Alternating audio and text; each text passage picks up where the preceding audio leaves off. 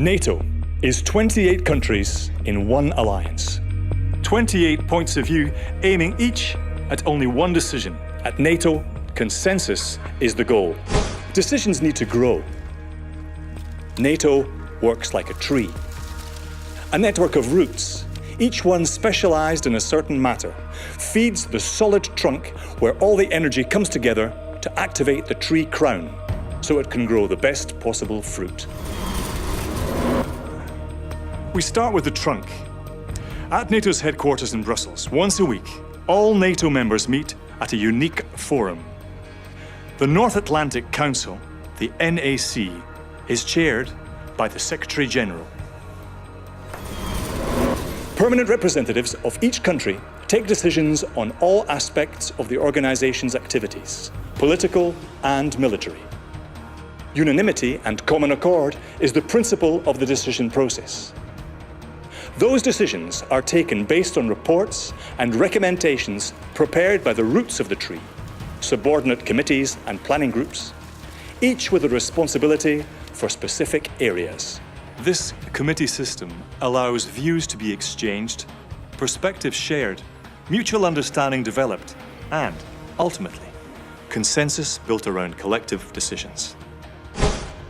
Political matters are prepared for North Atlantic Council consideration by the senior political committees of NATO HQ.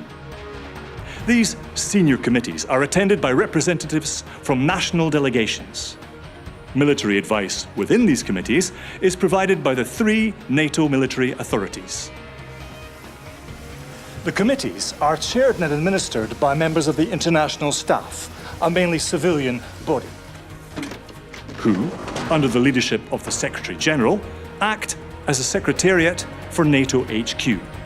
Under the direction of nations, they prepare the decisions of the North Atlantic Council and also follow up the results, the fruits of the tree. For military matters, the Military Committee is the highest military authority in NATO. On a day-to-day basis, the work of this important group is undertaken by military representatives acting on behalf of their chiefs of defense. Its principal role is to provide direction and advice on military policy and strategy.